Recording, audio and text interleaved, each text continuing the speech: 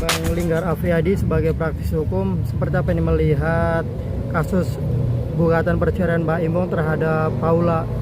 Nah, di situ Mbak Im mengungkapkan bahwa hak asuh anak ada dugaan perselingkuhan sang istri. Nah, Abang sendiri melihatnya seperti apa? Apabila memang terbukti ada dugaan perselingkuhan, hak asuh secara otomatis jatuh ke siapa nih? Ya, pertama-tama tentu saya melihat bahwa satu persoalan ini kan hukum keluarga timbulnya dari Pak Baim dan Bu Paula. Kalau terkait dengan perselingkuhannya tentu nanti akan ditinjau dari berbagai macam bukti yang ada. Kalau kita bicara perceraiannya, alat-alat bukti itu bisa digunakan dalam rangka persidangan di pengadilan. Tapi kalau kita bicara soal pidananya, tentu di situ masih akan terjadi proses yang panjang tentang dugaan 284-nya. Kira-kira dalam pernikahan itu bukti-bukti yang kuatnya menjurus dugaan perselingkuhan itu seperti apa sih, Bang? Ya, dari berbagai macam praktek yang pernah saya alami gitu kan. Biasanya pertama kali yang akan dilihat adalah cat. Dari bukti cat, kemudian bukti orang melihat keadaan di mana satu peristiwa perselingkuhannya, kemudian ada beberapa saksi yang mengetahui bahwa pernah terjadi suatu proses perselingkuhan di antara satu dan keduanya itu dapat dikemukakan oleh penggugat atau pemohonnya nanti di pengadilan dan kemudian ditata supaya kemudian disajikan dengan baik dalam pembuktian. Saya kira begitu. Bukti cat itu sekuat apa bukti cat itu bisa memutuskan itu bukti kuat? Maksudnya biasanya kan harus ada video, itu baru bukti yang paling kuat dalam perselingkuhan. Iya, sekarang inilah berbagai macam kesulitan dalam proses ini kan karena perselingkuhan kan biasanya tidak bidangnya kan 284. Nah, kalau kita bicara perselingkuhan itu sendiri, menurut pemahaman saya, di dalam praktek kepolisian itu mesti ada satu orang yang atau dua orang yang melihat prosesnya, gitu loh, proses saat terjadinya itu perbuatan itu.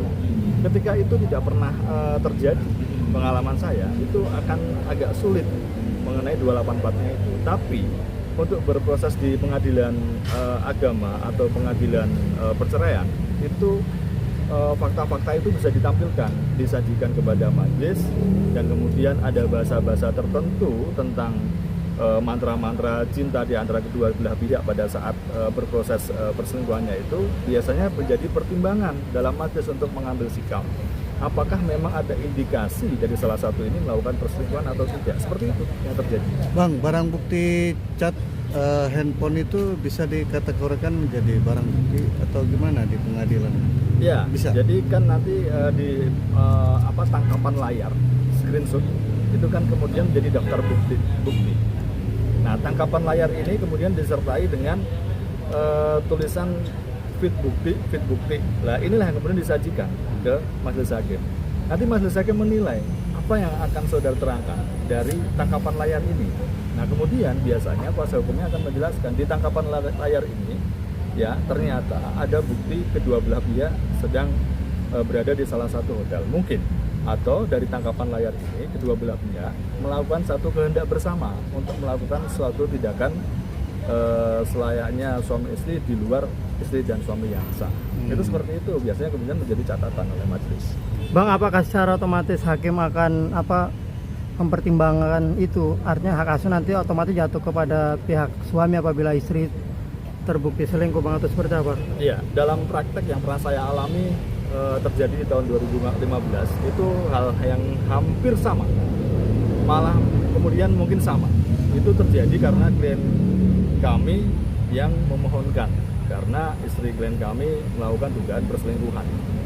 Dan dari beberapa fakta yang tadi saya sampaikan itu saya sajikan satu persatu dan itu ternyata dinilai oleh majelis.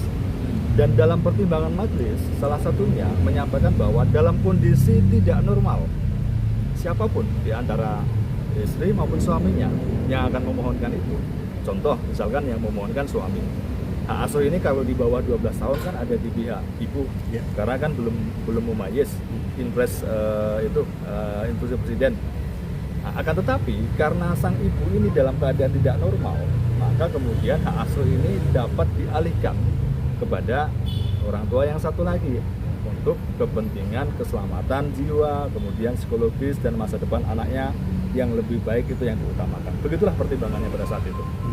Bang, kalau melihat apa Mbak Im Wong sendiri kemarin mengungkap dugaan apa membongkar aib istri, secara ini seperti apa sih Bang, mungkin diperbolehkan atau gimana Bang?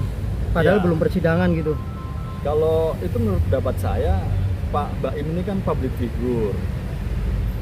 Ketika kemudian dia terjadi persoalan dalam keluarganya, mungkin kan ada satu orang, dua orang bertanya kan gitu. Jadi suatu haknya dia juga untuk menjawab kan, sepanjang memang itu ditanyakan kan gitu.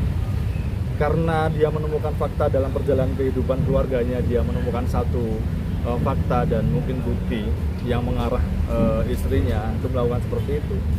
Dan untuk dalam rangka dia supaya tidak dijustifikasi karena sesuatu hal, ya hak orang kan menyampaikan itu, bahwa inilah kejadian yang seadanya gitu. Tapi kalau pertanyaannya kemudian orang menyampaikan kenapa hal itu tidak diungkapkan dalam proses persidangan, kenapa diobral-obral di luar seperti halnya menjadi santapan orang dan lain sebagainya, itu kembali kepada haknya Pak Baim, karena Pak Baim sekali lagi seorang public figure, beda dengan orang-orang biasa. Meskipun ada haknya juga, tapi kan banyak juga orang biasa yang kemudian mengupload di Facebook dan lain sebagainya, apalagi sekelas Pak Baim. Menurut pendapat saya sah-sah saja itu, karena memang beliau seorang public figure gitu. Sepanjang apa yang diungkapkannya, apa yang disampaikannya itu memang faktanya ada, peristiwanya ada, tidak merupakan isapan jempol semata. Saya kira begitu. Tapi kalau untuk kedua belah pihak harus seperti apa Pak? Karena biar tidak ada kayak semacam apa namanya pembatasan dalam hal pertemuan dengan anak. Katakan anak nggak ada yang namanya bekas anak ya. Betul. Gimana Bang? Ya, jadi Biar tidak ada polemik nih keduanya. iya, yang pasti kedua belah pihak ini masih berpolemik sampai dengan nanti berkekuatan hukum tetap. Dan siapa yang diberikan hak asuh oleh pengadilan untuk mengasuh anak-anak ini. Tapi ingat ya, hak asuh ini dalam kerangka peradilannya. Dalam kerangka prakteknya, hakim juga memberikan kesempatan kepada si ibu dan harus memberikan izin kepada sang ayah apabila ibu ingin menengok si anak, kemudian bersendagurau sama anak dan lain sebagainya. Jadi hak asuh dalam pengertian ini adalah izin yang diberikan oleh pengadilan dalam kerangka menjamin kemerdekaannya dia dan masa depannya dia hingga dewasa. 12 tahun aja dia sudah memilih gitu. Jadi tidak serta-merta ini mutlak kemudian tidak bisa nanti ibunya bertemu dan enggak, tapi sepanjang itu memerlukan perizinan atau izin dari suaminya, karena akan melihat apakah dalam keadaan sedang sekolah atau tidak, kemudian sedang aktivitas yang lain, sakit atau tidak, itu lebih ditata.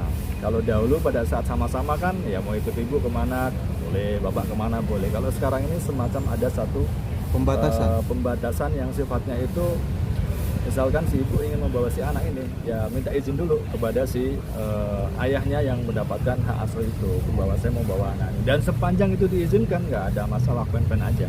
Nah, jadi sikap yang terbaik saat ini adalah mungkin tidak akan bisa berkomunikasi karena sedang berkonflik, tapi untuk masa depan dan kehidupan anak lebih baik ya diutamakan dengan menghadirkan pihak ketiga. Orang tuanya mereka masing-masing lah sama-sama duduk untuk anak ini, untuk kebaikan anak ke depan. Saya sarankan begitu. Bang, artinya hak asuh itu tetap hak bersama mengurus ibu dan ayah ya. Iya. Nah, cuman yang mendapat hak itu berarti dia punya eksklusivitas mungkin menentukan kemana dia sekolah, terus apa aja mungkin. Ya, satu tentu seluruh hajat hidupnya si anak ini ada si pemegang asuh, tentang sekolahnya, tentang apa. Tapi juga jika dimungkinkan dengan komunikasi dengan ibunya. Tapi dalam artian di sini tidak lagi kemudian bebas 360 derajat bisa membawa seperlunya, mengembalikan seperlunya, tidak lagi begitu. Dengan hak asuh ini kedua belah pihak, siapa yang pemegangnya harus menyadari bahwa di situ ada satu mekanisme izin yang diberikan oleh peradilan kepada ayahnya mungkin. Nah, si ibu juga harus menyadari bahwasanya di situ ada proses yang dia harus lalui untuk ketemu anak izin, harus menghormati kedua belah. Dia harus sama-sama menghormati. Jadi kira-kira